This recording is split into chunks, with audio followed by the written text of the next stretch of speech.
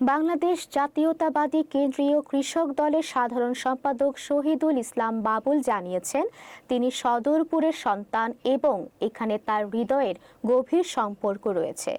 সদরপুর উপজেলার কৃষ্ণপুর ইউনিয়নে তার বাড়ি। রাজনীতির মাঠে তিনি ৩৮ বছর ধরে কাজ করছেন এবং ছাত্রদল থেকে শুরু করে জীবনের নানা চড়াই উৎরাই পেরিয়ে আজকের অবস্থানে পৌঁছেছেন।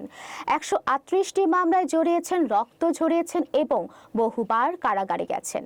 তিনি বলেন, তিনি এখানে কোনো ভণ্ডামি বা শোডাউন করতে আসেননি, বরং তিনি দৃঢ়ভাবে প্রতিশ্রুতিবদ্ধ যে তিনি জনগণের পাশে থাকবেন।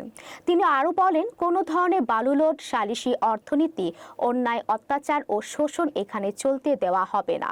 শনিবার ২২ ফেব্রুয়ারি ফরিদপুরের সদরপুর উপজেলার চর বিশ্বপুর ইউনিয়নে জয় বাংলা মাঠে কৃষক সমাবেশে প্রধান বক্তা হিসেবে এসব কথা বলেন।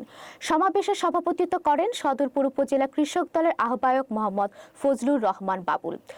ফরিদপুর ৪ আসনে বিএনপির মনোনয়ন পাওয়া বাবুলকে ভাঙ্গা, সদরপুর ও চর ভদ্রাসন বিএনপির নেতৃবৃন্দ শুভেচ্ছা জানান।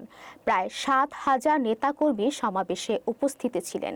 সমাবেশে বক্তব্য রাখেন কৃষিবিদ হাসান জাফির তুহিন সহ আরও অনেকে।